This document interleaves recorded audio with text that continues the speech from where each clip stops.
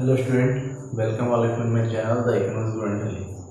And today in this video we will discuss the topic the law of variable proportionate, or this is also called the law of diminishing marginal product.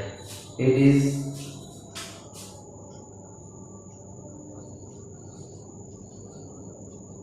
returns of a factor means एक factor का जो प्रतिफल होता है return होता है उससे related जो रूल्स है जो थ्योरी है जिसको हम कहते हैं लॉ ऑफ वेरिएबल प्रोपोर्शन और the law of diminishing marginal product. इसके बारे में हम डिटेल से पढ़ेंगे। पूरी वीडियो को लास्ट तक देखिएगा तो भी आपकी कॉन्सेप्ट क्लियर होगा।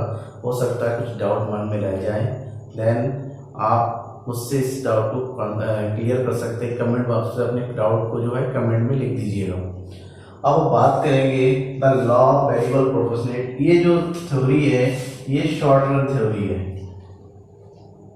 Short run means short period theory है, जहां पर आप सबको पता है कि शॉर्ट रन में जो फैक्टर दो प्रकार के होते हैं, एक होता है फिक्स्ड और एक होता है वेरिएबल। बट ये ध्यान रखना है कि शॉर्ट रन में फिक्स्ड इसलिए होता है कि इसमें किसी प्रकार के चेंजेस नहीं होते हैं, तो वेरिएबल में चेंज होते हैं। देन ये थ्योरी ये बताती है जब फिक्स्ड के अनुपात में in the ratio of fixed variable fixed factor be only change the variable factors then the product then the total production will also change. मतलब क्या हुआ कि जब हम फिक्स फैक्टर में चेंज नहीं करेंगे, जितना उसकी रेशियो होगा उसकी तुलना में हम वेरिएबल फैक्टर में चेंज करते चले जाते हैं, तो ऐसे में जो प्रोडक्शन में भी चेंजेस होते हैं। लेकिन ये प्रोडक्शन में होने वाले चेंजेस जो है ऊपर नीचे होते हैं। पहले जो सबसे फर्स्ट स्टेज में प्रोडक्शन हमें बढ़ता हुआ नजर आता है, लेकिन एक प्रोपोर्शन में ऐसा हो जाएगा कि जहां पर प्रोडक्शन जो है रुक जाएगा, यानी कांस्टेंट हो जाता है। लेकिन उसके बाद जैसे हम उधर वेरिएबल फैक्टर को बढ़ाते चला जाते हैं, हमारा प्रोडक्शन भी फॉल होता है, नीचे गिरता हुआ चला जाता है। ऐसा इसलिए होता है क्योंकि हमारा जो फिक्स्ड फैक्टर होता है वो अपनी जगह पर स्थिर रहता है, उसमें कोई चेंज नहीं होता है, लेकिन हम केवल और केवल वेरिएबल में बढ़ाते चला जाते हैं। जब फिक्स के रेशियो में वेरिएबल में हद से ज्यादा वृद्धि होती है तो मिलने वाला जो रिटर्न होता है वो नेगेटिव हो जाता है। फॉर एग्जाम्पल आप समझिए, अब थोड़ा अपनी लैंग्वेज में समझाता हूं मैं। मान लीजिए कोई दुकान है, आप लोग दुकान दे रहे हैं। दुकान में एक स्पेस फिक्स होता है, लैंड फिक्स होता है, उसमें सामान फिक्स होता है और दुकान आपकी बढ़िया चल रही है। आप अकेले दुकान चला रहे हैं, दुकान बढ़िया चल रही है। देन आपने जो है दुकान को अकेले संभाल नहीं पा रहे, आपने एक लेबर रख लिया और भी दुकान बढ़िया चली जा रही है, आपने एक और लेबर रख लिया।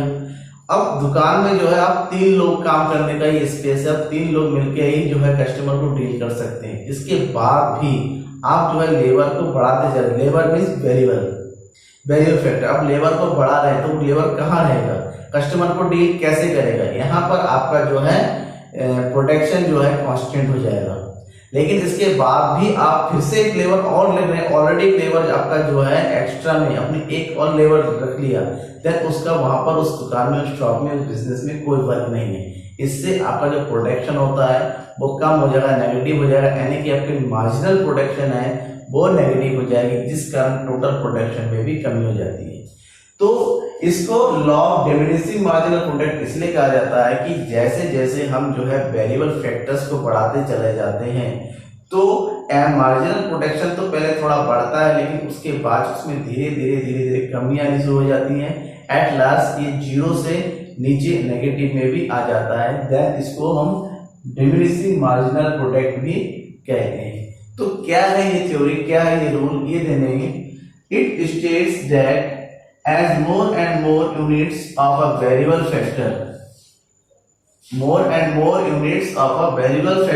are employed with the fixed factor, अगर फिक्स फैक्टर के साथ हम केवल और केवल वेरिएबल फैक्टर की ज्यादा से ज्यादा यूनिट को हम बढ़ाते चलते हैं, टोटल प्रोडक्ट इंक्रीज, तो हमारा जो टोटल प्रोडक्ट होता है टीपी वो बढ़ता रहता है एट एन इंक्रीजिंग रेट, बढ़ती हुई दर से। एट बिगिनिंग, मतलब शुरुआत में तो हमारा टोटल प्रोडक्शन जो है बढ़ता हुआ रहता है, कोई बढ़ती हुई दर से। उसके बाद इसमें जो है घटती हुई दर से वृद्धि होती है, then increase to at a diminishing rate and finally start falling. उसके बाद इसमें जो है गिरना शुरू हो जाता है, यानी कि पहले ये ऊपर बढ़ेगा, फिर अपनी जगह पर कांस्टेंट हो जाएगा, फिर नीचे की ओर घटना शुरू हो जाता है। अब इस रूल के कुछ एग्जाम्पशन भी होते हैं कि ये रूल कब काम करता है, कि जहां सबसे पहली बात है कि technique of production does not change. Production का जो टेक्निक है उसमें किसी तरह की चेंजेस नहीं आनी चाहिए। और प्रोडक्शन की टेक्निक में चेंज आती चली गई तो हमारा प्रोडक्शन का तरीका, आउटपुट भी बढ़ जाएगा, बदल जाएगा। All units of variable factor are equal.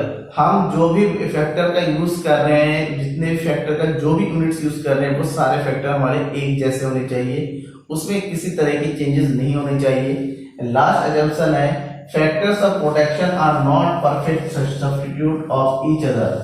हम ये मान के चलते हैं जो फैक्टर अब हम यूज कर रहे हैं, फैक्टर्स ऑफ प्रोडक्शन, उसका कोई परफेक्ट सब्स्टिट्यूट जो है प्रोडक्शन में वहां पर मौजूद नहीं है, अवेलेबल नहीं है। तो ये तो होगी इसकी थ्योरी। अब चलिए इसको थोड़ा डायग्राम कर और बढ़िया से समझते हैं। यहाँ पर 3 स्टेज आपको मिलता है, जैसे मैंने बताया टीपी पहले बढ़ रहा है, फिर वहां पर जो है कांस्टेंट हो रहा है, यानी घटती दर पे बढ़ रहा है, उसके बाद उसमें कमी हो रहा है। तो कैसे होता है, एग्जाम्पल के साथ डायग्राम का समझेंगे तो आपको और समझ में आएगा। अब इस टेबल में देखिए एक एग्जाम्पल के लिए टेबल लिया गया है। ये फिक्स फैक्टर जो ये और ये एल मिस होता है वेरिएबल फैक्टर। हमारा वेरिएबल फैक्टर जो चेंज हो रहा है 1 2 3 4 5 6 7 8, बट जो फिक्स फैक्टर है वो कांस्टेंट है, 1 है, इसमें कोई चेंज नहीं है। जब फिक्स फैक्टर कांस्टेंट होता है, वेरिएबल फैक्टर में चेंजेस हो रहे हैं, बढ़ा रहे हैं, तो ऐसे में टोटल प्रोडक्शन 2 5 9 12 एक ऐसे जगह पर आया जहां पर कांस्टेंट हुआ, फिर ये घट गया। ऐसा इसलिए होता है कि इससे मिलने वाला जो मार्जिनल प्रोडक्शन है, अब पहले बढ़ रहा है 2 3 4, उसके बाद मार्जिनल प्रोडक्शन में कमी हो रही है क्योंकि हमारा फिक्स फैक्टर वो सेम उसमें हुए। उसके बाद मार्जिनल प्रोडक्शन जो 0 होता है, फिर एट लास्ट माइनस होता है, यानी कि हमारा जो रिटर्न है वो नेगेटिव हो जाता है। ऐसे में लॉ ऑफ वेरिएबल प्रोपोर्शन में 3 स्टेज होते हैं रिटर्न के। प्रोडक्शन के 3 स्टेज होते हैं। सबसे पहला होता है इंक्रीजिंग रिटर्न, जब एमपी जो है 2 3 4 बढ़ रहा है। जब एमपी बढ़ रहा है तो हम यहाँ पर देखेंगे जो टोटल प्रोडक्शन है उसमें भी बढ़ती दर से वृद्धि हो रही है। उसके बाद एमपी मार्जिनल प्रोडक्शन में जो है पॉजिटिव तो है, लेकिन इसमें घटाव आ रहा है, यानी कमी हो रही है, डिक्रीजिंग हो रहा है, जिसके कारण जो है टीपी भी डिक्रीज हो रहा है, उनकी टोटल डिमिनिशिंग रेट में इसमें बढ़ रहा है। फिर एक ऐसा जगह पर आ गया जहां पर जो है एमपी 0 हो गया। जब एमपी 0 होता है तब टोटल प्रोडक्शन जो होता है उसकी टोटल प्रोडक्शन की वैल्यू वो कांस्टेंट हो जाता है, स्थिर हो जाता है। अब यहाँ पर मार्जिनल प्रोडक्शन जो है नेगेटिव हो जाती है, क्योंकि उससे ज्यादा हमारा जो है फिक्स कांस्टेंट कुछ नहीं है, हमने वेरिएबल को हद से ज्यादा यूज कर लिया है। देन हमारा जो रिटर्न है वो नेगेटिव हो जाता है, यानी कि वो घाटे में चला जाता है, लॉस में चला जाता है, और टोटल प्रोडक्शन में भी कमी आ जाती है। अब इसको जब हम ग्राफ में दिखाएंगे, टोटल प्रोडक्शन पहले बढ़ती दर से है तो ये बिल्कुल सीधा बढ़ता है इस तरीके से, फिर यहाँ पर जाके उसमें जो है ऊपर बढ़ने की दर में जो है कमी आ जाती है इस तरीके से, फिर लास्ट में ये नीचे आ जाता है, यानी कि ये हो गया आपका टोटल प्रोडक्शन। अब टोटल प्रोडक्शन के आधार पर आपने जब इसके टेबल को देखा तो यहाँ पर जो एमपी है मार्जिनल प्रोडक्शन, उसमें पहले ये जो है बढ़ रहा है थोड़ा सा, यानी कि जहां तक बढ़ा है, जहां पर हमारा टोटल प्रोडक्शन जो है सबसे ज्यादा जिस तेजी से बढ़ रहा है, यहाँ पर ये बराबर रहता है इसे।